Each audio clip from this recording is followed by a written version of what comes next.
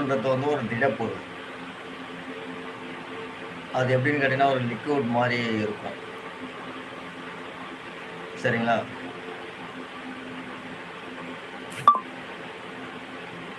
இந்த பாதரசத்துல சில பேரோட கேள்வி என்னன்னு கேட்டீங்கன்னா,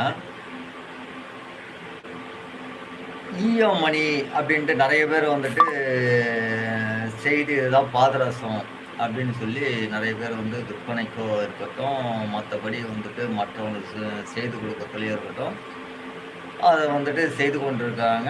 அந்த தகவலும் நமக்கு கிடைச்சிருக்கு. என்ன பண்ணுவாங்கன்னு கேட்டீங்கன்னா, இந்த ஈயம் அதாவது நாகமணின்றது அது துத்த நாகத்துல இருந்து என்ன பண்ணுவான்னு கேட்டீங்கன்னா, எடுப்பாங்க. அது பேரு என்னன்னா நாகமணின்னு சொல்லிட்டு இருக்குது. மக்களுக்கு தெரியாது. இந்த நாகமணின்னா ரொம்ப அபூர்வமான மணி போட்டிருக்கானுங்க. அந்த நாகமணி வேற. சரிங்களா? இவங்க துத்த நாகத்துல இருந்து மணி செய்து, இது நாகமணி அப்படின்னுவாங்க. அதுவே வந்து பாதரச மணி அப்படின்ட்டு விற்பனையும் செய்றாங்க. பல பேர் அதையே செய்து குடுக்குறாங்க. அதுக்கும் இந்த நாகமணிக்கும், இந்த துத்தநாகத்திற்கும் ஒரு ஒரு வேறுபாடு தெரியாது. என்னங்கன்னா, நாகமணின்றது வந்து பார்த்தீங்கன்னா வந்துட்டு, அது வேற. ஏன்னா, அந்த நாகத்தால வந்துட்டு இது துத்த நாகம்ன்றது என்னன்னு கேட்டா, ஈயம் மாதிரி இருக்கும். சரிங்களா? அது ஈயம் அது. அந்த துத்த நாகத்துல இருந்து என்ன பண்ணுவானுங்கன்னா, அத உருக்கி, அந்த ஒரு அச்சு மாதிரி ஒண்ணு ரெடி பண்ணிட்டு, அதுல ஊத்தி ஒரு 1 மணி அதாவது ஒரு 2 நிமிஷத்துல வந்து அத ஊத்தி எடுத்து அப்படி காய வச்சுட்டாங்கன்னா முடிஞ்சு போச்சு அது ஒரு வேல. அது என்னன்னு கேட்டீங்கன்னா வந்து, துத்தநாகத்துல செய்யக்கூடிய மணி. அது மேல என்ன பண்ணுவான்னு கேட்டா, சும்மா லைட்டா கொஞ்சம் ஒரு ரசத்த வந்து ஏதோ போடுவாங்கன்னு நெனைக்கிறேன். அது சூட்ல வந்து அது கலந்துரும். சும்மா ஒரு 1/2 கிராமு 1/2 கிராமுக்குள்ள ஒரு கம்மியா. ஏன்னு கேட்டீங்கன்னா வந்து எந்த உலோகமும் வந்துட்டு பாதரசத்த வந்துட்டு சேராது. எந்த உலோகத்தோடும் பாதரசம் சேராது. சரிங்களா? இப்போ அலுமினியம் இருக்கு. அலுமினியத்தோட வந்து நம்ம பாதரசத்த கொண்டு போனோம்னா, இந்த அலுமினியம் என்ன பண்ணும்னு கேட்டீங்கன்னா வந்துட்டு, பவுடர் ஆகி சுண்ணமாயிடும். அந்த இரும்பு கம்பி இருக்க பாருங்க.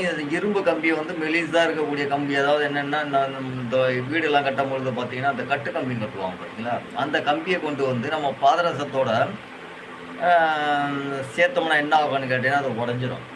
உருகிடும். அந்த தன்மை வந்து இந்த பாதரசத்துக்கு உண்டு. இதே இந்த பாதரசத்த கொண்டு போய் நம்ம தங்கம் இருக்க பாருங்க, தங்கத்தோட இணைச்சோம்னா, அந்த தங்கமெல்லாம் வெள்ளையாயிடும். சரிங்களா? அதே பாதரசத்த கொண்டு போயி நம்ம காப்பர்லயோ, பிராஸ்ல நாம வந்து பித்தளையில, காப்பர்ல ஏதாவது ஒரு இடத்துல வந்து நம்ம குடுத்தோம்னா, அது வெள்ளி மாதிரி இருக்கும். சரிங்களா? இத ஒரு சிலர் என்ன பண்றான்னு கேட்டீங்கன்னா, கடையில போயிட்டு இந்த துத்தநாகத்த வந்துட்டு கொண்டு போய் கடையில வந்து குடுத்து, இதுதான் ரசமணின்னு சொல்லி விற்பனை செய்றவங்களும் இருக்காங்க. அதுவும் இல்லாம இந்த இத வந்து ரசமணின்னு சொல்லிட்டு குடுக்குறவங்களும் இருக்காங்க. அது மிகப்பெரிய தவறு. அந்த மாரி செய்யக்கூடாது. ஏன்னா இது வந்து என்னோட நாலேட்ஜுக்கு என்னோட கவனத்துக்கு வந்ததுனால நான் இத சொல்றேன். ஏன்னா பல பேர் வந்து இத மாரி குடுக்குறாங்க. இந்த மாரி செய்ய முடியுமான்னா, இந்த மாரி செய்து குடுக்குறாங்கன்ற ஒரு தகவல் எனக்கு கிடைச்சது. அதனோட அடிப்படையில சொல்றேன். அந்த மாரி செய்து குடுக்கக்கூடாது. அதுல எந்த ஒரு பலனும் கிடையாது. ஏன்னா துத்தநாகத்துல வந்து எந்த ஒரு குணமும் கிடையாது அதுல. அதனால அத வச்சு எதுவும் பயன்படுத்த முடியாது. சரிங்களா? அத வந்து நம்ம அந்த வீடியோல வந்து பேச சொல்லியிருக்காங்க. இத மாரிலாம் குடுக்குறாங்க. இந்த மாரி வந்துட்டு நெறைய விஷயங்கள் இருக்குன்றது. இதுக்கும் அதுக்கும் வித்தியாசம் தெரியுமான்னு கேட்டீங்கன்னா வந்துட்டு தெரியாது. அதான் அங்க விஷயம். ஏன்னா வந்து நம்ம பாதரசத்துக்கும் நெறைய இந்த சாதன பண்ண மணி பார்த்தீங்கன்னா, நல்லா பளபளன்னு இருக்கும். பாதரசம் எப்படி இருக்கோ அதே மாதிரி இருக்கும். சாரணம் வந்து கம்மியா பண்ணியிருப்பாங்க. இன்னொன்னு என்னன்னு கேட்டா, இந்த மூலிகை சாறு வந்து அதிகமா குடுத்துருப்பாங்க. இந்த மூலிகை வந்து புடம் போடும்போது பார்த்தீங்கன்னா, நெறைய புடம் போடும்போது அது என்ன ஆகும்ன்னு கேட்டீங்கன்னா வந்துட்டு, இந்த பச்சை நிறத்துல வந்து நிக்கும். அப்போ அந்த மணிக்கும் வந்து நம்ம கண்டுபிடிக்க முடியாது. எதை கண்டுபிடிக்க முடியும்னு கேட்டீங்கன்னா, ஈயமணின்றத வந்துட்டு பார்த்தீங்கன்னா, கண்டுபிடிச்சலாம் என்னன்னு கேட்டீங்கன்னா, இந்த கம்மியா சாரண குடுத்துருப்பாங்க பார்த்தீங்களா? அந்த முக்குல வந்துட்டு இந்த மணி கட்டியிருப்பாங்க. அந்த மணிக்கும் நம்ம ஈயமணிக்கும் வந்துட்டு வித்தியாசம் தெரியாது. அந்த மாரி சில நேரத்தில வந்துட்டு மக்கள் வந்துட்டு ஏமாந்து போகலாம். இந்த மத்தபடி வாங்குறவங்க வந்து ஏமாந்து போகலாம். ஏன்னா, முக்கு செய்யக்கூடிய மணிக்கும், அந்த துத்தநாகத்தில செய்யக்கூடிய மணி. துத்தநாகம்ன்றது ஈயம். சரிங்களா? இந்த வெள்ளியம்னு ஒண்ணு இருக்கு. அதுவும் பார்த்தீங்கன்னா வந்து வெள்ளி மாதிரி இருக்கும். அது ஈயம் சேர்ந்திருக்கும். இந்த மணிகள்ல பார்த்தீங்கன்னா வந்துட்டு, இந்த நான் சொல்லக்கூடிய இந்த முக்குல செய்யக்கூடிய மணிக்கும், அந்த மணிக்கும் பார்த்தீங்கன்னா வந்து வித்தியாசம் தெரியாது. 2ம் ஒரே மாதிரி இருக்கும். அத நம்ம பார்த்து அந்த மணி வந்து முக்குல செய்த மணி வந்து சக்தி உண்டானா, ஆமா முக்குல செய்த மணிக்கும் வந்து அந்த பாதரசம் தான். இருக்கக்கூடிய பாதரசத்த முப்பால வந்து கட்டுவாங்க. முப்பு என்று என்னன்னு கேட்டீங்கன்னா, அது பாஷாணத்துல ஒரு துணை மருந்து. சரிங்களா? அந்த மாரி நெறைய இருக்கு. நம்ம இந்த ரசமணி வகையில பார்த்தீங்கன்னா வந்து, நெறைய ரசமணிகள் இருக்கு. நம்ம ரசமணிய வந்து எந்த அளவுக்கு நம்ம சக்தி குடுத்து, சரணம் குடுத்து, அதுக்கான மூலிகை புடம் போட்டு நம்ம வந்துட்டு பயன்படுத்துறோமோ, அவ்வளவுக்கு அவ்வளோ வந்து நமக்கு வந்து நல்ல ஒரு சக்தியையும், அதுக்கான பவர்களையும் நமக்கு அதிகமா குடுக்கும். இந்த நான் உங்க பதிவெல்லாம் பார்த்துட்டு வந்துடுறேன் உங்களுக்கு.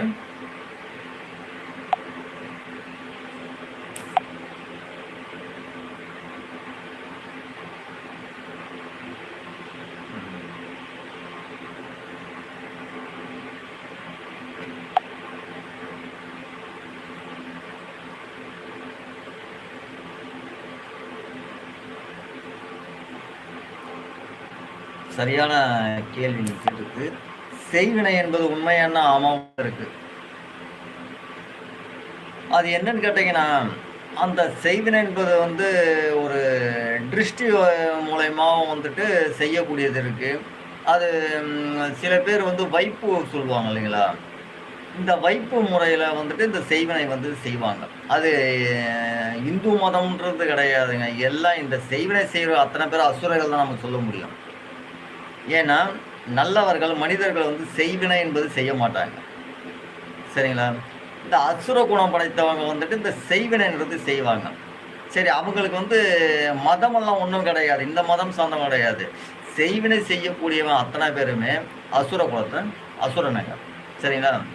அவங்க மட்டும் தான் மற்ற பொருளையும், இந்த மத்தவங்களோட முன்னேற்றத்தையும், மத்தவங்களோட எண்ணங்களையும் வந்து ஸ்தம்பிக்கக்கூடிய அந்த உடைய செயல்களை வந்து இந்த அசுர குணம் படைத்தவர்கள் மட்டும் செய்வார்கள். அவர்கள வந்து எந்த உடைய ரிலிஜன்லயும் வந்து சேர்த்துக்க முடியாது. சரிங்களா? அது எல்லா ரிலிஜன்லயும் இருக்காங்க. அந்த மாதிரி. உண்மை இருக்கு அதுல. செய்வினைன்றதுல உண்மை இருக்கு. அது எல்லா ரிலிஜனும் அது செய்வாங்க.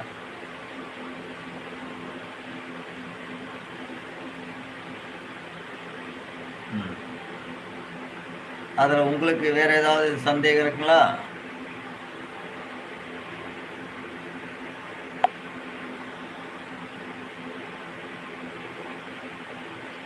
இன்னொன்னு என்னன்னு கேட்டீங்கன்னா, இந்த செய்வினைன்றது நீங்க எவ்வளோ காலங்கள் அது வேலை செய்யும்னு கேட்டிருந்தீங்க இல்லைங்களா?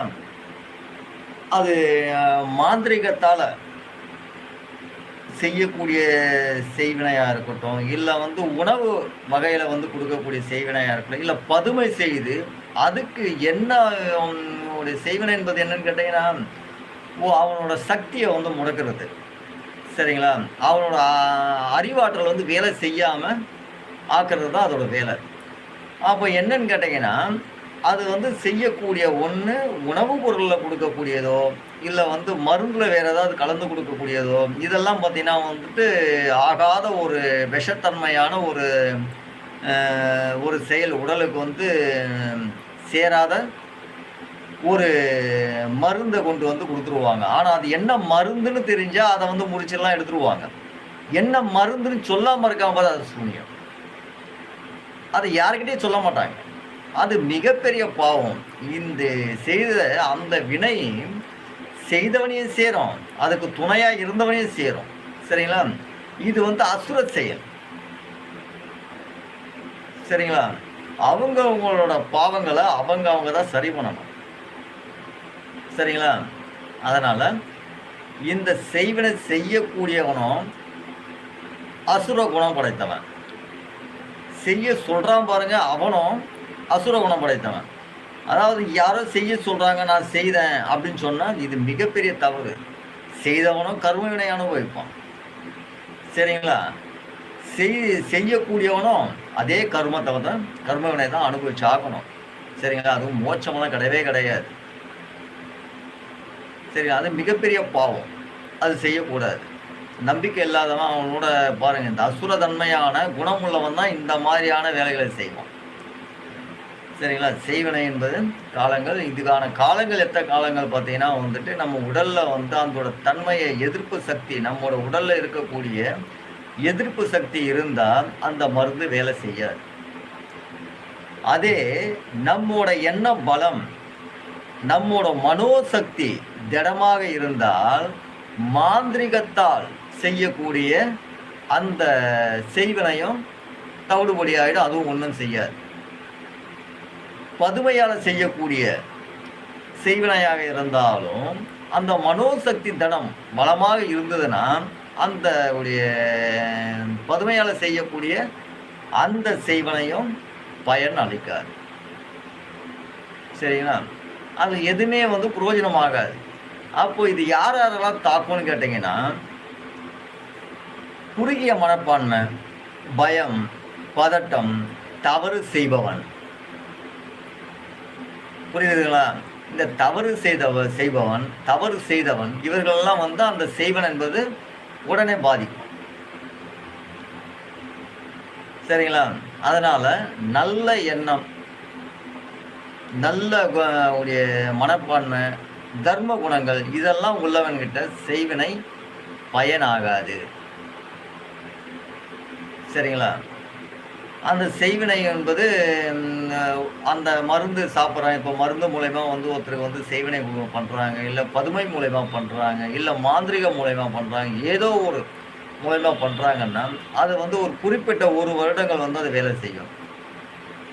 அது செய்யக்கூடியவங்க திரும்ப போயிட்டு, இல்லை அவங்க வந்துட்டு சரியாக என்னோட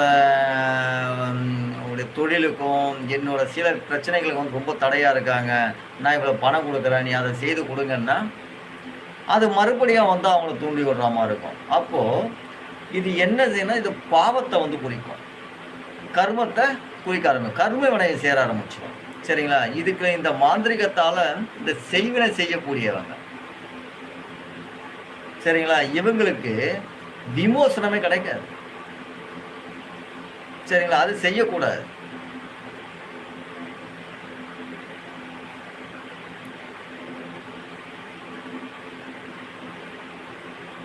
அதனால் இது வந்துட்டு நாம் அந்த வகையை பொறுத்து தான் நாம் பண்ண முடியும்.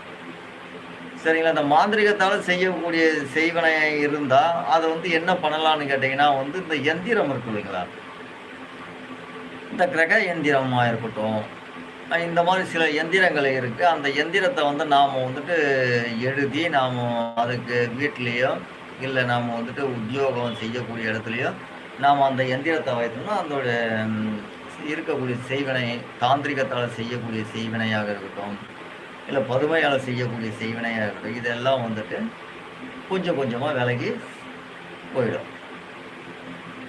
சரிங்களா? இதில் நிறைய நாம் இதுக்கு விளக்கமாக நம்ம சொல்லணும், எதனால் வந்து அது போகுது, எதனால் அது மாதிரி எதனால் விளக்கம் சொல்லணும்னா அது ஒரு வீடியோ வந்து இதுக்குன்னு ஒரு நீளமான வீடியோ போட்டு நாம் அதை விரிவாக நாம் சொல்லலாம்.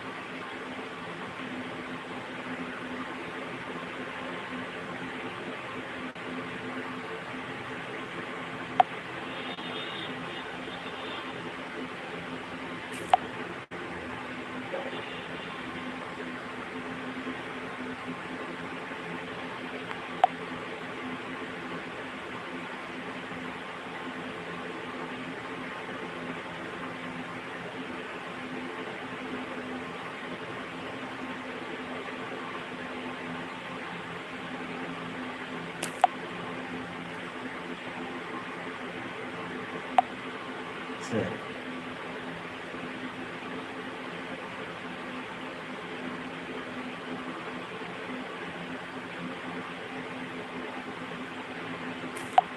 இப்போ நம்ம மணியை வந்துட்டு நம்ம வாங்கிட்ட பிறகு அவங்ககிட்ட போய் நம்ம வந்துட்டு என்ன செய்ய முடியும்? அப்போ நம்ம மணியும் ரசமணியும் நம்ம வந்துட்டு வாங்குறோம், ஒருத்தர்கிட்ட வந்துட்டு நம்ம வாங்குறோம்னு வச்சுங்களேன். அந்த மணியை வந்துட்டு முதல்ல பிடிச்சிட்டு இந்த கை இருக்க பாருங்க, இந்த கையோட மோதிர விரல நடுவுல இருக்கக்கூடிய அந்த இடத்துல வச்சுட்டு, சென்டரா வச்சுட்டு என்ன பண்ணணும்னு கேட்டா, இந்த மோதிர விரலால வந்து பிடிச்சுக்கணும். பிடிச்சுக்கிட்டா என்ன ஆகும்னு கேட்டீங்கன்னா, அந்த உடைய மணியான அந்த வைப்ரேஷன், அந்த ஒரு ரேடியேஷன் என்ன ஆகும்னு கேட்டா, கையில இருந்து தட்டி தட்டி விட்டுட்டே இருக்கும். அது தட்டிட்டே வரும். அப்படி இருந்ததுன்னா அது வந்துட்டு ஒரிஜினல் மணி. அதே மணி வந்துட்டு நாம வந்துட்டு இந்த வயிற்று பக்கத்துல வந்துட்டு அந்த மணியை வச்சுட்டு நம்ம இப்படியே வச்சிருந்தா என்ன ஆகும்னு கேட்டா, அந்த இடத்த வந்து விறுவிறுவிறுன்னு இழுக்கும். சரிங்களா? ஒரு விதமான ஒரு எர்த்து மாதிரி லைட்டா வந்துட்டு நமக்கு தெரியும். அந்த மாதிரி இருந்தா கண்டுபிடிச்சுக்கலாம். அதே மணியை வந்துட்டு நம்ம கொஞ்ச நேரம் கையில வச்சிருந்து, அந்த மணியை வந்து லைட்டா அப்படி கையினால அப்படி சூடு பண்ணிட்டு எடுத்து, நாம ஒரு மோந்திரத்திலயோ அல்லது ஒரு காப்பர் ஏதாவது ஒரு இடத்துல வந்து நம்ம வச்சோம்னு கேட்டீங்கன்னா, அந்த மோதிரமானது வெள்ளையாயிடும். இந்த வெண்ணிறமா ஆயிடுச்சுனாலுமே அது வந்து சுத்த பாதரச மணி. சரிங்களா? இதே வந்து மணியை கொண்டு போய் எந்த உலோகத்துல வச்சாலும் ஒண்ணுமே ஆகாது. நீங்க கையில வச்சு தேய்ச்சா கையு தான் ரணமாகும். அப்போ அந்த மணியை கொண்டு போய் அதை தேய்ச்சிட்டு கொஞ்சம் கையை வச்சு தேய்ச்சிட்டு நம்ம டெஸ்ட் பண்ணி பார்ப்போமே அப்படின்னு சொல்லிட்டு நம்ம இந்த எந்த வேலைகள் நம்ம கையில வச்சு இந்த பக்கம் அழுத்தி பிடிச்சிருந்தாலும் அந்த மணி எந்த ஒரு ரியாக்ஷனும் கொடுக்காது. அதை கொண்டு வந்து நம்ம வந்து ஏதாவது ஒரு வயிற்று பக்கத்தில் வந்து வச்சுக்கிட்டு நம்ம இது பண்ணினாலும் எந்த ஒரு எர்த்து மாதிரி ஒரு இது மாதிரி எதுவும் செய்யாது. அப்போது இந்த மாதிரியான வச்சுட்டு நம்ம வந்துட்டு நம்ம இந்த ஈயன்ற மணியை வந்து நம்ம கண்டுபிடிச்சிடலாம். இன்னொன்றுனா நம்ம கையில் வந்து நல்லா தேய்ச்சிட்டே கொண்டு போயிட்டு நம்ம ஏதாவது ஒரு காப்பர்லேயோ இல்லை வந்து தங்கத்துலேயோ வச்சோம்னா அந்த தங்கம் வந்து நிறம் மாறாது. உண்மையான ரசமணியை கொண்டு போய் கொஞ்சம் எடுத்து கொஞ்சம் லைட்டாக கையில் வச்சுருந்து தங்கத்தில் வச்சா தங்கம் வந்துட்டு வெள்ளையாகும். ஈயத்தில் கட்டப்படுற மணி, வெள்ளியத்தில் கட்டப்படுற மணிகளை கொண்டு போய் புத்தன் நாகத்தில் கட்டப்படுற மணிகளை கொண்டு போய் எந்த உலோகத்தில் வச்சாலும் அந்த உலோகம் எதுவுமே செய்யாது, அப்படியே இருக்கும். உடலுக்கு அது நன்மையான நன்மையே கிடையாது. ஈய மணி எப்படி நன்மையாகும், துத்தநாகம் எப்படி நன்மையாகும் இல்லைங்களா? அப்போ ஈயம் துத்தநாகம் வெள்ளியும் எதுவுமே உடலுக்கு நன்மை கிடையாது. சரிங்களா? அதனால அந்த மணியெல்லாம் வந்துட்டு அப்படிதான் கண்டுபிடிக்க முடியும். இன்னொன்று என்னன்னு கேட்டீங்கன்னா வந்துட்டு நம்ம அந்த பாதரச மணி வந்துட்டு கொஞ்சம் ஒரு 4 அடி ஹைட்ல இருந்து கீழே போட்டீங்கன்னு வச்சுங்களேன், ஒரு 4 அடி ரெடி பண்ணுறோம் பசங்க.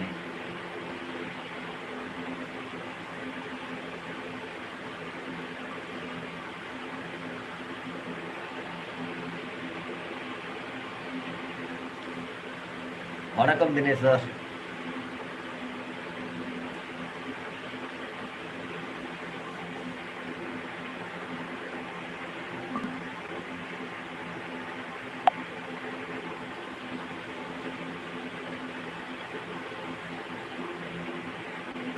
இப்போ நீங்க கேட்டிருக்கீங்க எந்திரத்தை வைத்து பூஜை செய்வதால் என்ன நன்மை கிடைக்குதுன்னு சொல்லிட்டு. நிறைய நன்மை இருக்கு. ஏன்னா இப்போ எந்திரங்கள் வந்து பல வகை இருக்கு. அதில் வந்து பார்த்தீங்கன்னா வந்து ஒரு சில எந்திரங்கள் வந்து பார்த்தீங்கன்னா வந்துட்டு நம்ம வாசநிலை சரியில்லை, வீட்டோட அமைப்பு சரி கிடையாது, வீட்டுக்குள்ள நிறைய பிரச்சனைகள் இருக்குன்னும் போது அதுக்கு ஒரு எந்திரங்கள் இருக்கு. நம்மளோட தொழில் சம்மந்தப்பட்ட விஷயங்கள், மக்கள் வந்துட்டு நம்மோட நிறைய வெறுக்கிறாங்க, யாரும் வந்து நம்மக்கிட்ட வந்துட்டு முகம் கொடுத்து பேச மாட்டேங்கிறாங்க. சரி, செல்வங்கள் வந்து ரொம்ப கம்மியாகிட்டு இருக்கு, செலவு மேலே செலவு இருக்குது, நாம் எவ்வளோ சம்பாதிச்சாலும் வந்துட்டு நம்ம கையில் வந்து இருக்க மாட்டேங்கிறது. அப்போ நமக்கு வந்துட்டு இதெல்லாம் நம்ம இருக்கணும், நம்ம சம்பாதிக்கிற பணத்தை வந்து மேலே மேலே சம்பாதிக்கணும், செலவாகக்கூடாது அப்படின்னு நினச்சிங்கன்னா வந்துட்டு ஒரு எந்திரம் இருக்கு. அந்த எந்திரங்கள நீங்க வந்துட்டு வாங்கி அத வந்துட்டு நம்ம வீட்டிலயோ, அல்லது வந்து நீங்க வந்துட்டு இருக்கக்கூடிய அலுவலகம் இருக்கக்கூடிய ஒரு வேலை செய்யக்கூடிய இடத்துலயோ, நீங்க வச்சுட்டு அத பூஜை செய்தீங்கன்னா, உங்களுக்கு வந்து நெறைய பலன்கள் இருக்கு. ஏன்னா, அதுக்கு வந்துட்டு ஜனவசியம் படுத்தக்கூடிய தன்மை இருக்கு. அப்போ நீங்க எந்திரத்துக்கு ஜனவசியம் சொல்லும் பொழுது, நீங்க என்ன எதிர்பார்க்குறீங்களோ, அது எல்லா நபர்கிட்டயுமே கிடைச்சிரும். சரிங்களா? அப்போ நீங்க தொழிலுக்காக நீங்க வந்துட்டு இப்போ வந்து எந்திரம் வந்து நீங்க பயன்படுத்துறீங்க. ஏன்னா, நீங்க உங்ககிட்ட ஒரு எந்திரம் இருக்குன்னா, எல்லாத்துக்குமே பயன்படும். சர்வ லோகத்துக்கும், சர்வ வசியமும் அதுல இருக்கு. தொழில் வசியம் இருக்கு, ஜன வசியம் இருக்கு, ஆப்போஷண வசியம் இருக்கு. சரிங்களா? செல்வ வசியம் இருக்கு. எல்லா வசியமும் வந்துட்டு ஒரு எந்திரத்துக்கு வந்து பொருந்திருக்கும். அதனால நெறைய நன்மை இருக்கு. அதனால.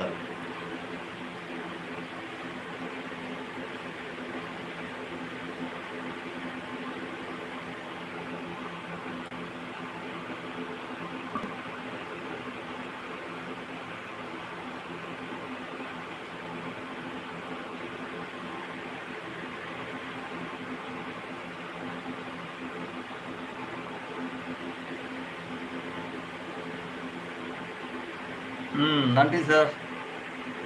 செந்தில் சார். ரொம்ப நன்றி.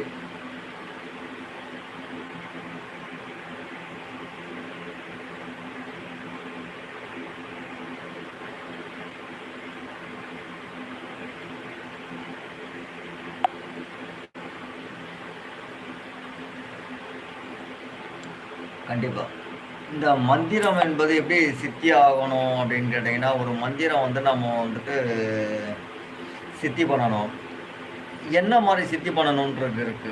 இப்போ நம்ம வீட்ல இருந்து நம்ம மந்திரம் சித்தி பண்ணணும் அப்படின்றது இருக்கு. இல்ல நம்ம குளத்தங்கரையில போயிட்டு சித்தி பண்ணணும்னு இருக்கு. ஏன்னா வந்து இல்ல அல்லது நம்ம கடல் நீர்ல வந்து சித்தி பண்ணலாம். சரிங்களா? அந்த மாரி வந்துட்டு நெறைய வேலைகள் இருக்கு. இந்த ஏரிகள், அங்கிருந்து நம்ம சித்தி பண்ணலாம்.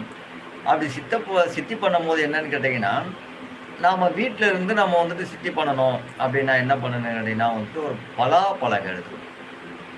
அப்படியும் இல்லையா மாம்பழம் எடுத்துக்கணும். அப்படியும் இல்லை இலுப்ப பழம் இருக்கு இலுப்ப பலகை இருக்கு பாரு அது எடுத்துக்கணும்.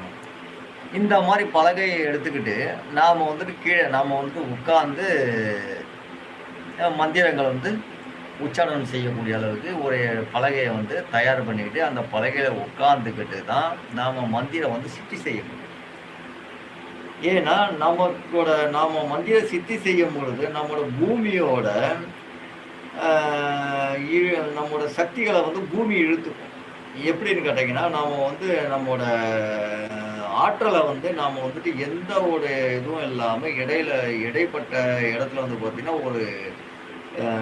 ஒரு இடைவேளை இருக்கணும். பூமிக்கும், நமக்கும் இடையில ஒரு இடைப்பட்ட இருக்கணும். இது வந்து என்னன்னு கேட்டீங்கன்னா வந்து பலா, மா, இலுப்பை. இலுப்பைன்ற பலகை. இதெல்லாம் வந்து பார்த்தீங்கன்னா, நமக்கு வந்து பூமிக்கும் வந்து இடைப்பட்ட இடத்துல வந்துட்டு இருக்கக்கூடியது. அப்போ நாம மந்திரங்கள உச்சாரணம் செய்யும் பொழுது, நம்முடைய மந்திரத்த வந்து நம்ம உள்ள வாங்கி அத வந்து நம்மோட உடல்ல வந்து மின்சாரமா ஏத்திட்டு இருக்கும்போது, காந்த சக்திய ஏத்திட்டு இருக்கும்போது என்னன்னா, இந்த காந்த சக்தின்றது வந்து பூமியில இறங்காதபடி, நமக்குள்ளேயே வெளியில இருக்கக்கூடிய சக்திகள வந்து நமக்குள்ளேயே சேகரிக்க ஆரம்பிச்சுரும். அப்போ நமக்கு அந்த மந்திர சித்தி வந்து ரொம்ப சீக்கிரமா கூடி வரும். சரிங்களா? இந்த மந்திர சக்தி கூடும் பொழுது பார்த்தீங்கன்னா, நீங்க எந்த அளவுக்கு நீங்க வந்து அந்த ஒரு மந்திரத்த வந்து ஜபிச்சு பயன்படுத்துறீங்களோ, அந்த அளவுக்கு நமக்கு கூடுதலான சக்திகள் வந்து கூட சக்தி வந்து சித்தியாகும். சரிங்களா?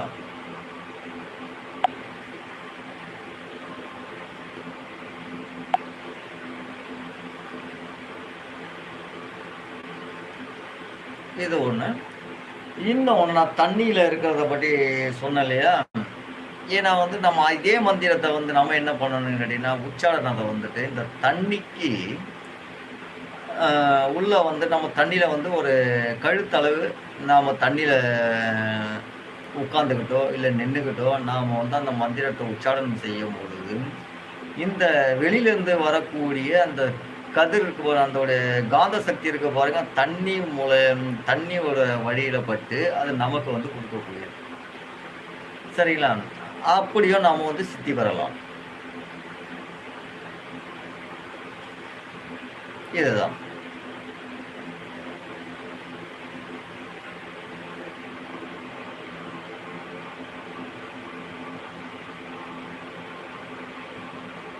ஏன்னா நம்ம சித்தி பெறத்துக்கு இன்னும் முக்கியமான காரணங்கள் என்னன்னா, நாம கொடுக்கக்கூடிய அந்த மந்திரத்தை எவ்வளவு நேரம் ஜபிக்கிறோன்றது தான் முக்கியம். 108 வாட்டி ஜபிக்கிறோன்னும் பொழுது, சரிங்களா, அது ஜபிச்சுக்கிட்டே இருக்கணும். ஒவ்வொரு நாளைக்கு 1008 வாட்டி நம்ம ஜபிக்கிறோம் அப்படின்னும் பொழுது, மந்திரத்தை பொறுத்து அந்த ஒலி கொடுக்கறத பொறுத்து நமக்கு அந்த பலனை கொடுக்கும். சரிங்களா?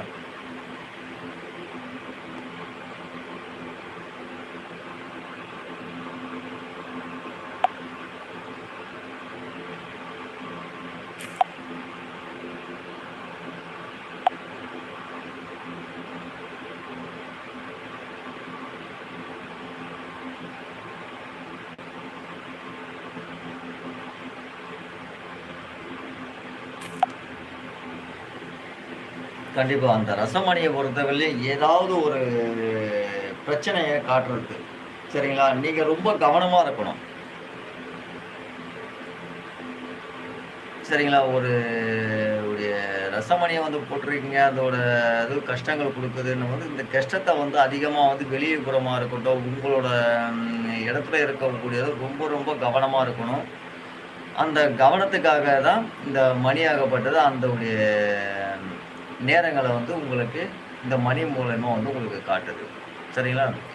அதனால கொஞ்ச காலங்கள் வந்து கவனமா இருந்து அத வந்துட்டு பயன்படுத்துங்க. சரிங்களா? கூடிய சீக்கிரம் சரியா போயிடும். இன்னொரு மணி வந்துட்டு நீங்க வந்துட்டு பெற்றுக்கலாம். சரிங்களா? நேரங்கள்ல உங்களுக்கு கூடி வரும்பொழுது அந்த காலகட்டங்கள் வந்து மறைஞ்ச பிறகு உங்களுக்கு நேர காலங்கள் வந்து உங்களுக்கு சாதகமா கூடி வரும்போது அந்த ரசமணி வந்து உங்களை வந்து சேரும். அது வரையும் நீங்க பொறுத்தாகணும்.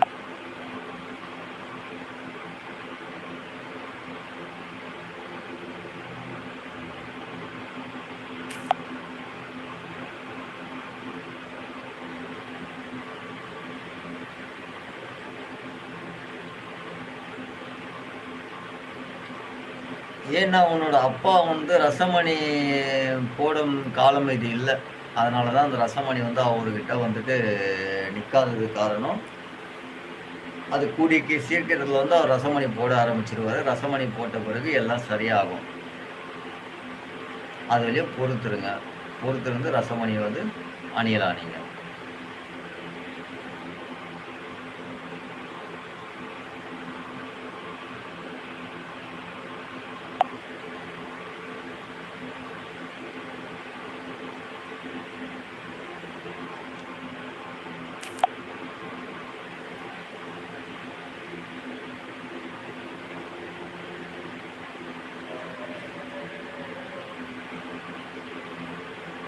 அதாவது ஊழ்வினை, கர்மவினை பத்தி நீங்க கேட்டிருந்தீங்க. அத நான் உங்களுக்கு தெளிவுபடுத்தணும். முதல்ல ஒருத்தவங்கள புறம் பேசக்கூடாது. உண்மை என்னவோ அதை தெரிஞ்சுக்கிட்டு பேசணும். ஒருத்தர் மேல அதை தவறா வந்து அவதூறு பரப்பினா, சரிங்க, அவதூறு பரப்பி அதை வந்துட்டு மற்றவர்கள் நம்பக்கூடிய அளவுக்கு நாம செய்தோம்னா அது வந்து ஊழ்வினையில சேர்ந்தோம். நல்ல எண்ணங்களை வந்துட்டு ஒரு தவறு செய்யாத ஒரு மனிதரை தவறு செய்ததா சித்தரிச்சு அவர் மேல அவதூறு செய்து அவரோட மனநிலையை பாதிக்கக்கூடிய அளவுக்கு செய்தார். அதெல்லாம் பார்த்தீங்கன்னா வந்துட்டு ஊழ்வினையை சேர்ந்துடும். சரிங்களா? இந்த ஊழ்வினைன்றது வந்து பார்த்தா பல வகையில பிடிக்கும். ஒரு நாம் வந்துட்டு நல்லவர் தான், ஆனால் கெட்டவனோட சவகாசம் இருக்கும்.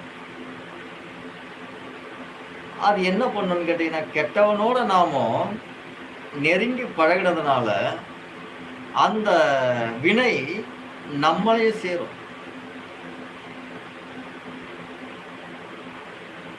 சரிங்களா? ஏன்னா ஒரு உதாரணமும் உண்டு. சரிங்களா?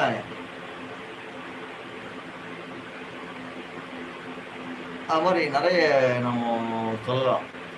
அதுக்காக வேண்டி நம்ம வந்துட்டு ஒரு மனிதனோட நல்லவனோட ஒரு கெட்டவன் வரும்பொழுது அவன் கெட்டதே செஞ்சிருப்பான், ஆனால் இது ரொம்ப நல்லவனாக மாறிட்டான்பா, நல்லவனோட போகிறான் அப்படின்ற ஒரு நல்ல ஒரு அபிப்பிராயம் ஒரு கெட்டவனுக்கு கிடைக்கும். பாரு, ரொம்ப அநியாயம் பண்ணியிருந்தான், ரொம்ப அட்டூழியம் செஞ்சிருந்தான், இந்த நல்லவனோட போகிறான், ரொம்ப நல்லவனாக மாறிட்டான் அப்படின்றது. அதனால் ஒரு நல்லவன் ஒரு கெட்டவனோட போனால் அதுவும் ஊர்வலாயிடுச்சு. ஒருத்தனை பழிச்சு பேசக்கூடாது. பொய்யான அவதூறான வார்த்தையால ஒருத்தனை தூவல் செய்யக்கூடாது. செய்யாத ஒன்றை அவன் செய்தான்னு சொல்லக்கூடாது. ஏதோ நம்ம நல்ல பேரை எடுக்கணுன்றதுக்காக தவறாக பொய்யாக ஒரு விஷயத்தை ஒருத்தரோட மேலே போடுறோம் அப்படின்னு நினச்சிட்டு போட்டால், இந்த பிறவியில் நாம் தப்பிச்சிட்டோம், நம்ம இந்த பிறவியில் எல்லார்கிட்டையும் நம்ம நல்லவனாக இருந்துட்டோம்னு கேட்டீங்கன்னா, உடல் மட்டும்தான் அழியும், உயிர் எப்பவுமே அழியாது. சரிங்களா? அந்த உயிர் என்ன பண்ணணும்னு கேட்டீங்கன்னா, நாம் நினச்ச பாருங்க, இதெல்லாம் உயிருக்கு ஓட்டத்தில் இருந்துகிட்டே இருக்கும். அந்த உயிருக்கு தெரியும் அடுத்த பிறவி என்ன போகும்ன்ட்டு. ஆனால் உடலுக்கு தெரியாது. உடல் என்ன நினைக்கும், இங்கே இருக்கக்கூடிய உணர்வு, உணவு, கோபம், ஆசை, காமம், இதெல்லாம் தான் இந்த உடலுக்கு தெரியும். இதற்காக இந்த உடல் இந்த ஒரு விஷயத்துக்காக என்னென்ன செய்யும்? பாவம், பொய், பித்தலாட்டம், சுயநலம், இது எல்லாமே செய்யும். இந்த அந்த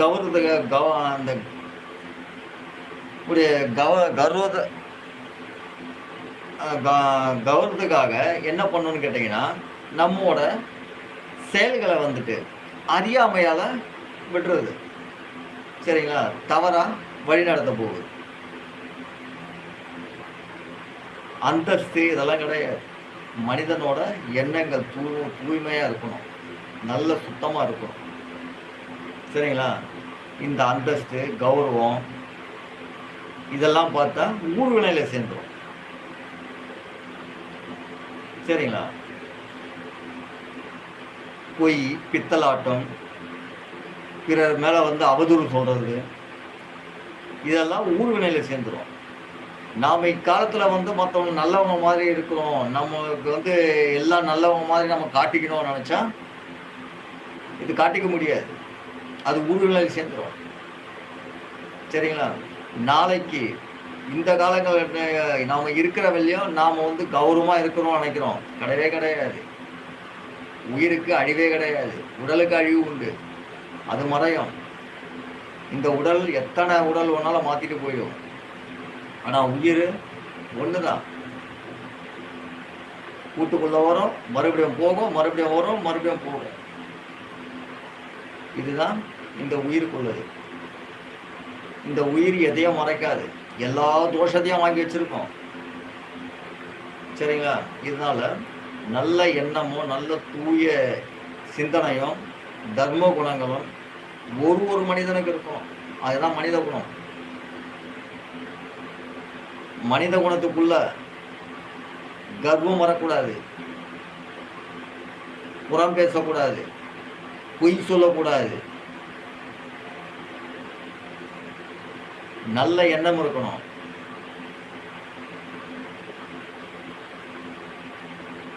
கர்வமும் கௌரவமும் பொய் பித்தலாட்டம் இதெல்லாம் பிறவியை கொடுக்கும்.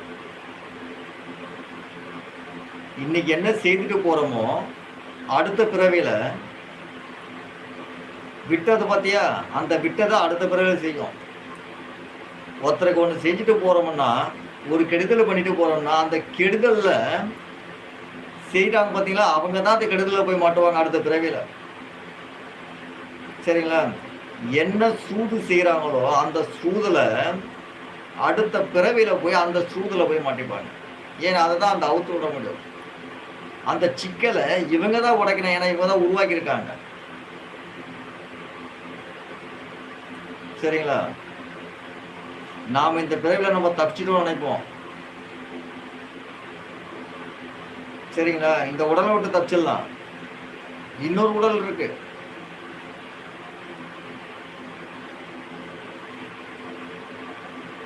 எங்க சிக்கலை கொடுத்துட்டு போனியோ அந்த சிக்கல்ல போய் சரி பண்ணி அவுத்து விடணும். சிக்கலை சரி பண்ணணும். அதுக்காக இன்னொரு பிறவி வந்தாகணும். அந்த சிக்கல்ல அவங்க மாட்டணும். அந்த சிக்கல்ல அவங்களே சரி பண்ணி விடணும். சரிங்களா? இந்த உயிரின்றது ரொம்ப சுத்தமானது. உடல் மட்டும்தான் எல்லாத்துக்குமே காரணம். சரிங்களா? இந்த உடலுக்காக தான் எல்லாமே நடக்குது. பொய், பித்தலாட்டம், கர்வம், கௌரவம் இதெல்லாம் இந்த உடலுக்காக நடக்கிறது தான். உயிர் சுத்தமா இருக்கும். ஏன்னா அது உயிருக்கு மட்டும் தான் தெரியும் எங்க சிக்கல் பண்ணியிருக்கோம், யாரை புறம் பேசியிருக்கோம், யாரை உதாசனம் செய்திருக்கோம், யாரெல்லாம் பழிச்சு பேசியிருக்கோம், யாருக்கு நம்ம வஞ்சம் பண்ணியிருக்கோம், இதெல்லாம் இந்த உயிருக்கு தெரியும். நாம மறக்க முடியாது. ஏன்னா அந்த உயிர் வந்து அந்த காலகட்டத்தில் ஒரு ஒன்றுத்துக்கும் வந்து அதை ஞாபகப்படுத்திட்டே இருக்கும். அப்பா நீ இந்த தப்பை பண்ணியிருக்க, இந்த தப்பால ஒரு சமுதாயம் பாதிச்சிருக்கு, அந்த சமுதாயம் நீ செய்த சிக்கலால தான் நீ தான் போய் அதை செய்யணும்ட்டு திரும்ப வெளியில வந்தவன் திரும்ப உள்ள போகணும். கூட்டுக்குள்ள உடல்ல அவதாரம் எடுக்கணும். உடல்ல புகுந்து உடல்ல இருந்து வெளியில வந்து மறுபடியும் அந்த சிக்கல் அவன் மாட்டி அவன் என்னென்ன சிக்கல் செய்துட்டு போனாலும் அத்தனை சிக்கலையும் மாட்டிட்டு இருக்கோம். வெளியே வர முடியாது. அதை சரி பண்ணக்கூடியது யார் சிக்கல் செய்துட்டு போனாலும் அவன் தான் வந்து சரி பண்ணணும். ஏதோ ஒரு இடத்துல சரி பண்ணிட்டு இருக்கோம். எல்லா சூதுவாது வஞ்சம், எல்லா தூவல், புறம், தீமை இதெல்லாம் செய்துட்டு போறான்னா திரும்ப அங்கதான் வருவான். தப்பிச்சிருவான்னு நினைக்க முடியாது.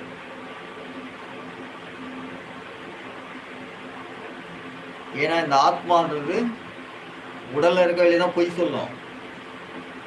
உடலை விட்டு ஆத்மா பொய் சொல்லாது. ஏன்னா ஆத்மாவுக்கு எல்லாம் தெரியும். சரியா? அதனால இந்த ஊர் வினயம் கரும வினயம் சேராம பார்த்துக்கணும். சரியா? இந்த கரும வினயம் தெரிஞ்சே செய்யறது, தெரியாம செய்யறது ஊர் வினயம். கரும வினயத்துக்கு பாருங்க, தெரிஞ்சே செய்யறது. நான் செய்வேன்டா, பண்ணுவேன்டா, இதெல்லாம் பண்ணுவேன்டா, இதான்டா என்னோட வேலை.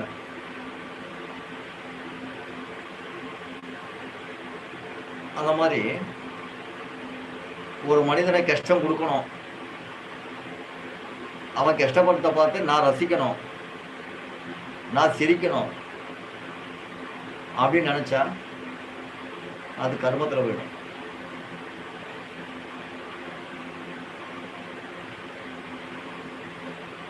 அவனை நான் துன்புறுத்தணும், நான் தான் துன்புறுத்தினேன் அப்படின்னு தெரிஞ்சுக்கணும் அப்படின்ற மாதிரி நம்ம நினைச்சோம்னா அது கர்ம வேணும். யாரையும் துன்புறுத்தக்கூடாது.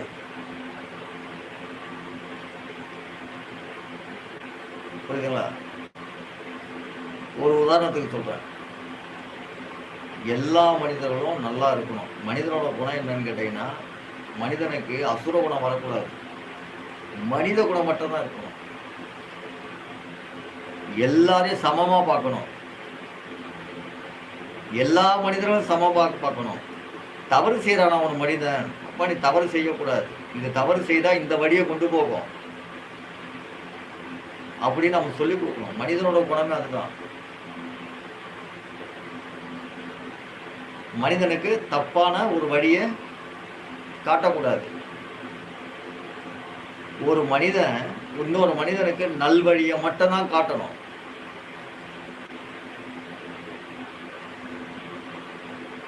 சரியா? ஒரு மனிதன் ஒரு தெரியாத ஒரு ஒரு விஷயம், ஒரு தகவல் கேட்கறான்னா அந்த மனிதனுக்கு என்ன நமக்கு தெரியுமோ அதை மறைக்காம சொல்லணும். சொன்னா தோஷம் இல்லை. நீ அதை மறைச்சு சொன்னீன்னா அது தோஷம்.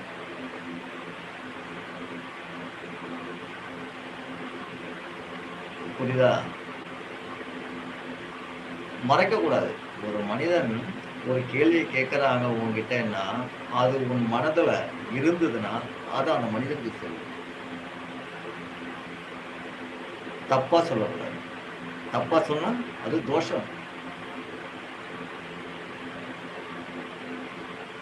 நீ கற்ற கலை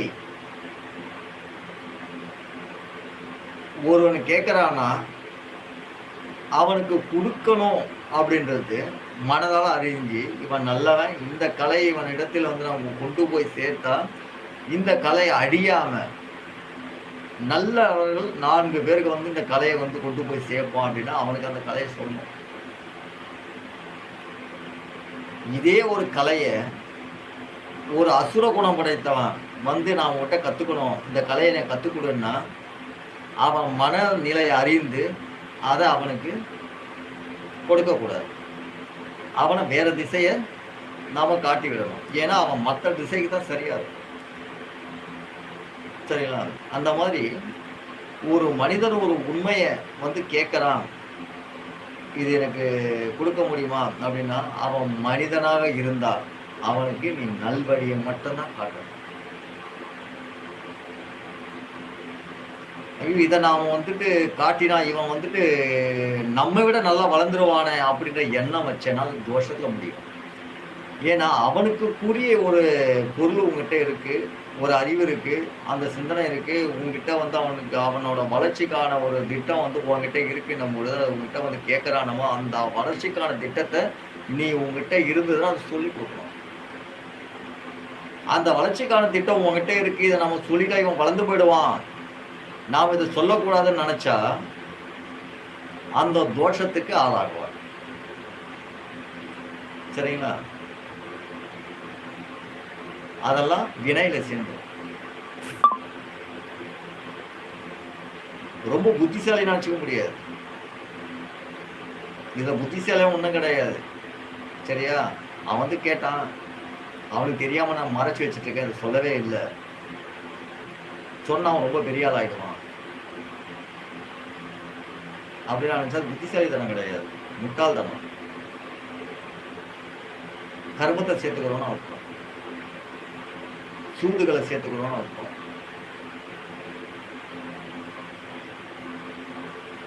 அதனால தோஷம் வினைகளை வந்து நாம பெறக்கூடாது. நம்மால மக்களுக்கு எவ்வளவு நன்மை நம்ம செய்ய முடியுமோ அவ்வளோ நன்மைகளை செய்யணும். உண்மையை மக்கள் கொண்டு போய் சேர்க்கணும். எல்லாம் மனிதர்களா வாழணும், அசுரர்களா வாழக்கூடாது. மனித குணத்தோட இருக்கணும். மாறுறானா அவனுக்கு சொல்லி கொடுங்க, அப்பா இப்படிதான் நடந்துக்கணும், நல்லவனா இருக்கணும், அடுத்தவனை கொடு.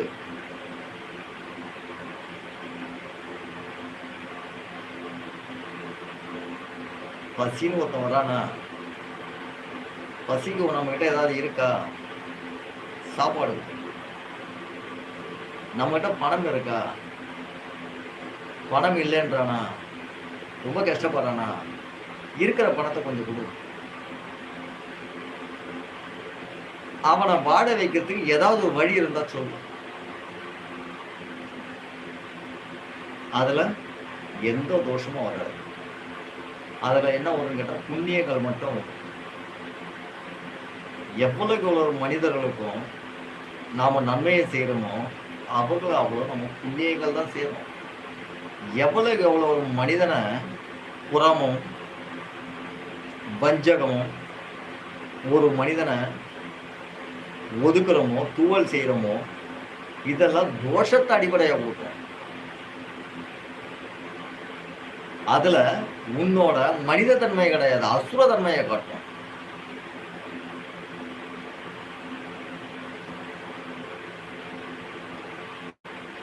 சரிங்களா? அதனால இந்த பத்தி நம்ம இந்த வினைகளை பத்தி நம்ம பேசணும்னா, கர்ம வினையை ஊழ்வினையை பத்தி பேசணும்னா நிறைய இருக்கு. எந்த வகையில போனாலும் சரி, நாம மனிதனா வாழணும்னா சூதுவாது, வஞ்சம், தூவல்,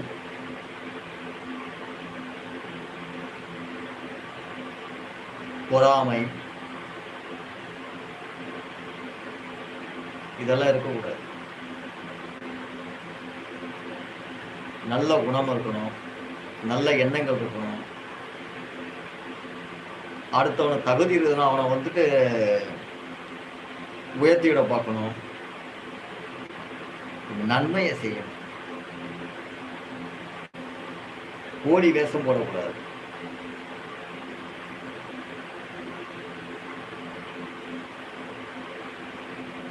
சரியா?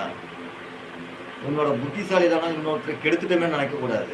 உன் புத்திசாலித்தனம் கிடையாது. சரியா?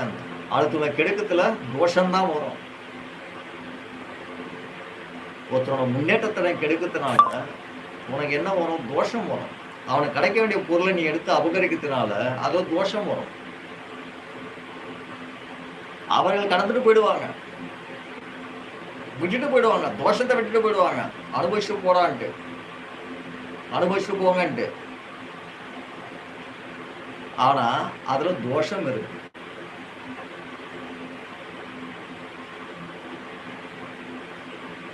சரியா? நீ எதை கொடுக்குறியோ அதை தான் பிற்காலத்துல திருப்பி கிடைக்கும். நீ நல்லதை கொடுத்தனா நல்லது பல மடங்கு சேர்ந்து வரும். கெட்டதை கொடுத்தா பல மடங்கு கெட்டது சேர்ந்து வரும். அதனால நன்மையை செய்யணும், நல்ல மனிதர்களை உருவாக்கணும். தெரியாத மனிதர்கள், அறியாத ஏதோ ஒரு விஷயம் கேட்குறாங்கன்னா அவங்களுக்கு கொடுத்து உதவி, அவங்களுக்கு நல்ல வழியை நாமும் வகுத்து கொடுக்கணும். தர்மங்கள் நிறைய செய்யணும். திறமை உள்ள மனிதர்களை நாம முன்னேற்றி விடணும். நல்லவர்களை உருவாக்கணும், மனிதர்களை உருவாக்கணும். சரிங்களா? அதனால தோஷத்தை எக்காரணத்தும் நாம பெற விரும்பவே கூடாது.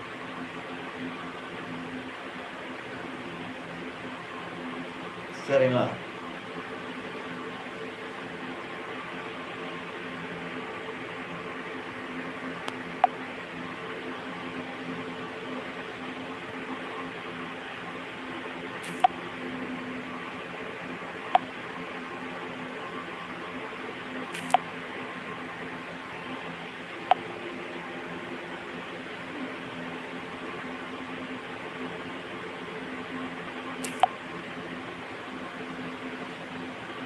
இப்போ நீங்க ஸ்தம்பன மணியை பத்தி நீங்க கேட்குறீங்க.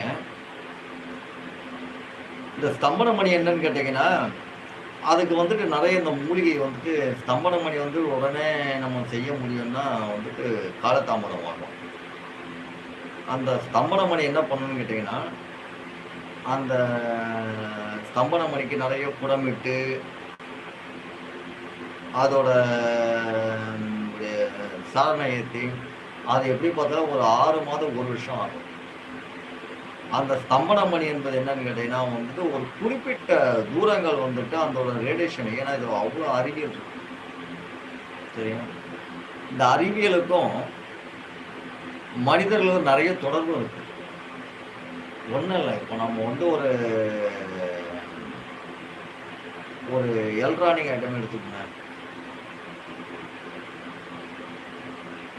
ஒரு பவர் இருக்குன்னு வச்சுங்களேன். ஒரு பவர் இருக்கு, நியூட்ரல், கேஸ், நியூட்ரல் கேஸு எர்த்து மூன்று இல்லைங்களா, அதே தான் நம்ம உடம்புல இருக்கிறது. பித்தம் வாதம் கபம். சரிங்களா. இப்போ ஒரு எலக்ட்ரானிக் ஐட்டத்தை எடுத்தோம்னா நம்மளோட அறிவு இருக்க போது அந்த மதர் போர்டு, அந்த மதர் போர்டில் இருந்து பிரிஞ்சு ஒயர்கள் வந்துட்டு 2-3 ஒயராக ஓடும். சரிங்களா. இது எதுக்கு பயன்படுதுன்னா இதே தான் வந்து நம்ம உடல் மனிதனுக்கும் இந்த எலக்ட்ரானிக்ஸ் உள்ள விஞ்ஞானத்துக்கும் வேறுபாடுலாம் கிடையவே கிடையாது. எல்லாம் ஒன்று தான். அது மாதிரி என்ன ஆகுன்னு கேட்டிங்கன்னா, இந்த ஸ்தம்பன மணி ஆகப்பட்டது என்ன ஆகும்னு கேட்டிங்கன்னா, இந்த ஒரு குறிப்பிட்ட தூரங்கள் நாம் ஏற்றக்கூடிய அந்த உலோகத்தான அந்த மூலிகையோட சார் இருக்கு இல்லைங்களா, அதை வந்து பல மடங்கு அதை வந்துட்டு புடமிட்டு புடமிட்டு புடமிட்டு புடமிட்டு இந்த ஒரு பாதரசத்தோட இணைக்கணும். இணைக்கும் போது என்ன ஆகுன்னு கேட்டிங்கன்னா, அதோட காந்த சக்தி வந்து அதுக்கிட்ட வந்துட்டு வெளிப்படும். அப்போ அந்த காந்த சக்தி என்ன பண்ணுன்னு கேட்டிங்கன்னா, ஒரு குறிப்பிட்ட இடத்துல இருந்து ஒரு நமக்கு கவனத்துக்கு வரும்பொழுதே நம்ம இங்கிருந்து ஒரு இடத்த வந்துட்டு கவனிக்கிறோம் போது அதை அங்கேயே ஸ்தம்பித்துடும், நின்றுடும். ஒரு மனிதன் பேச வராரு நம்மளோட வந்து ரொம்ப ஒரு குறிப்பிட்ட இடத்துக்கு வராரு, அங்கேருந்து வரும்பொழுது நம்மளோட சிந்தனை அவரோட படும்போது என்ன ஆகும்னா அவரோட கவனத்தை மாற்றி அங்கே நிற்க வச்சு அவருக்கு தெரியாது ஏன் நம்ம நிற்கிறோம். இது என்ன பண்ணணும்னு கேட்டீங்கன்னா, ஸ்தம்பனம் என்று சொல்லக்கூடிய அந்த மணி வந்து ஒரு உதாரணத்துக்கு சொல்றேன் செய்யக்கூடியது. நம்மளோட கவனங்கள், நம்மளோட சிந்தனைகள், நம்ம ஆற்றல், நம்மளோட மனோசக்தி எந்த அளவுக்கு இருக்கோ அந்த அளவுக்கு இந்த மணியோட சக்தியை வச்சு நாம வந்து ஆற்றல் செய்ய முடியும். அவ்வளோ ஒரு சக்தி வந்து இந்த ஸ்தம்பனத்துக்கு உண்டு. சரிங்களா. இந்த ஸ்தம்பன மணி எதுக்கெல்லாம் நம்ம சித்தர்கள் பயன்படுத்தியிருக்காங்கன்னு கேட்டீங்கன்னா, இந்த காடுகள்ல இறங்கி, இந்த மலைக்காடுகள்லாம் இறங்கி போகும்பொழுது இந்த மிருகங்களால நமக்கு அச்சுறுத்தலாக இருக்கக்கூடாதுன்றதுக்காக இந்த ஸ்தம்பனம் என்ற மணியை வந்து பயன்படுத்தியிருக்காங்க. ஏன்னா இந்த ஸ்தம்பனம்ன்றது என்னன்னா இவங்களோட கவனத்துக்காகவே இந்த ஸ்தம்பனம் இருக்கு. இதுக்கு மட்டும்தான் பயன்படுத்தியிருக்காங்களான்னு கேட்டா இல்லை, உடலுக்கான சத்துக்களுக்கும் தன் சக்தியை மீறி எதுவுமே வந்து வெளிப்படையாக வந்து செல்லாத இருக்கக்கூடிய இந்த சுக்லத்தை வந்து கட்டத்துக்கும் இந்த ஸ்தம்பனம் பயன்படுத்தும்.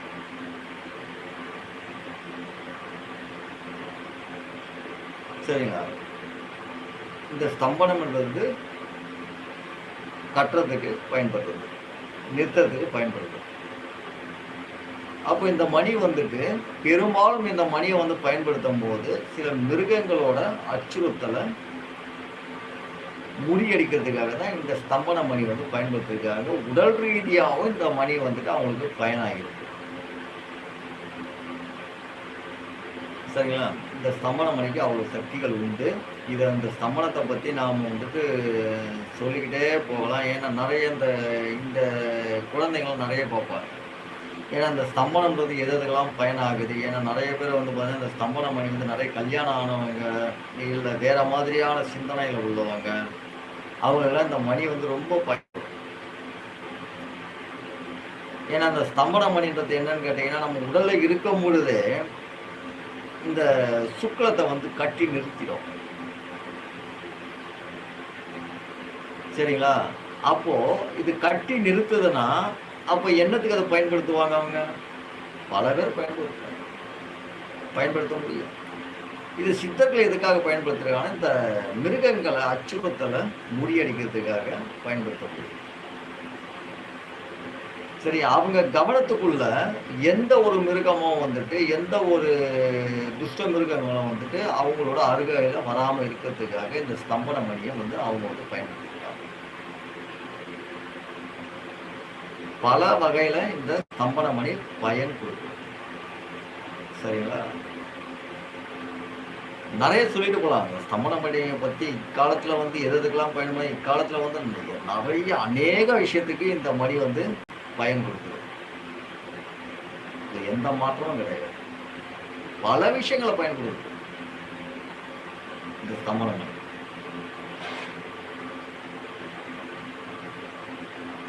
சரி.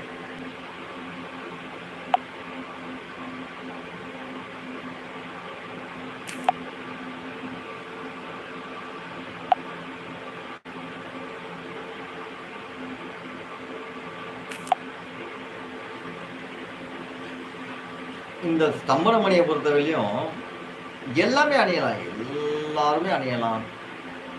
பொதுவா நாம வந்து ஒரு காட்டுக்கு போறோம். மிகப்பெரிய ஒரு சில இடத்துக்கு போறோம். ஆபத்தான இடத்துக்கு போறோம்ன்னும்போது ஸ்தம்பன மணியை பயன்படுத்திட்டு போலாம். நான் தான் சொல்லியிருக்கேன் இல்லையா? ஏற்கனவே இதில இப்போ சொன்னேன் இல்லைங்களா? இந்த ஸ்தம்பன மணி கட்டிட்டு நம்ம காட்டுக்குள்ள போனாலும் துர்சக்திகள் நம்ம அருகாமையில் வரவே வராது.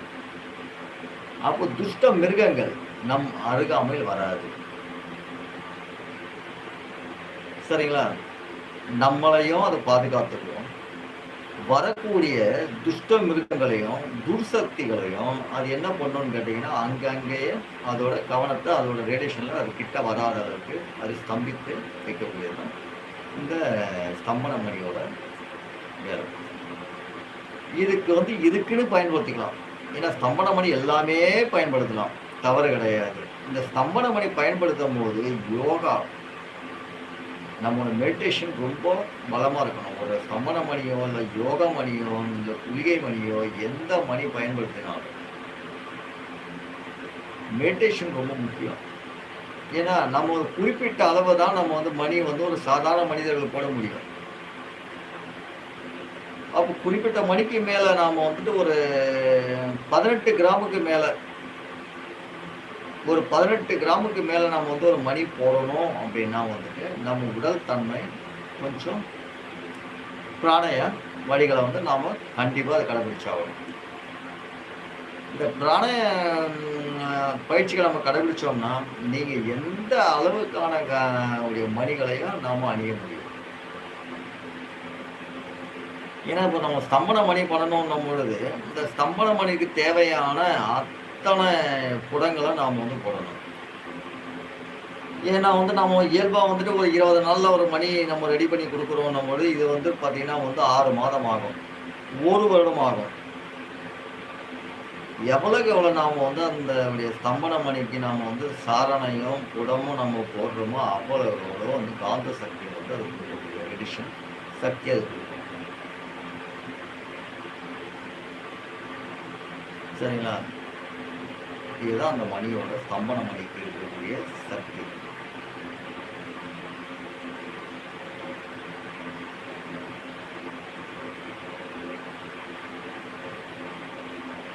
சரி, பதிவை நிறுத்திக்கலாமா? நாளைக்கு நேரலையில் சந்திப்போம்.